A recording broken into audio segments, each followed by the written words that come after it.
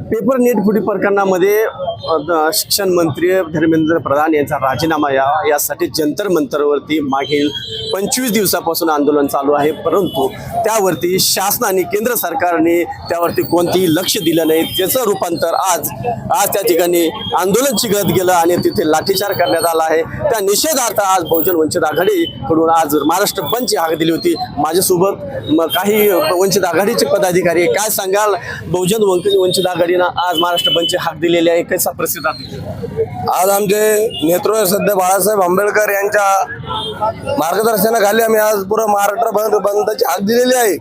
जे जंतर मंतरचं जे आंदोलन दिल्लीमध्ये चालू आहे, तिथं नेट फुटीच्या पेपरच्या संदर्भामध्ये जो पोलिसांचा लाठीचार्ज हल्ला झालेला आहे, त्याच्या निषेधार्थ आम्ही आज रस्त्यावरती उतरून आज जालना शहरामध्ये आम्ही सर्व व्यापाऱ्यांना विनंती करून आम्ही दुकाने बंद केलेली आहे।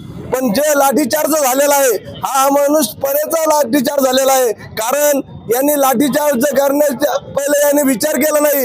हा विद्यार्थी आहे, ही विद्यार्थिनी आहे, काय विद्यार्थिनीचे कपडे फाडण्यात आलेले आहे, काय विद्यार्थ्याला त्या दांड्याने मारून त्यांना रक्तबंबाळ करण्यात आलेले आहे।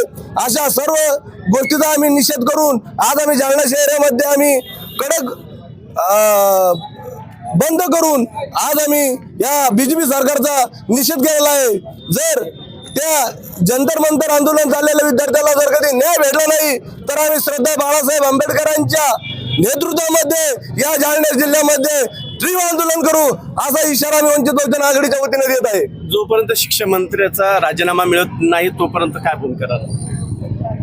आम्हाला त्याचा राजीनाम्यापेक्षा आम्हाला मोदीचा राजीनामा हवाय, तरच आम्ही थांबू। जर त्या विद्यार्थ्यांना तिथं जर न्याय नाही भेटला तर आम्ही याच्या पलीकडचं मंत्री आंदोलन या महाराष्ट्रामध्ये उभा करू असे आम्ही या बीजेपी सरकारला आवाहन करीत आहे। जोपर्यंत शिक्षण मंत्री धर्मेंद्र प्रधान यांचा राजीनामा मिळत नाही तोपर्यंत हा लढा कायम सुरू राहील असं देखील या ठिकाणी सांगितलं। मी किशोर सिरसा, टॉप न्यूज मराठी, जालना।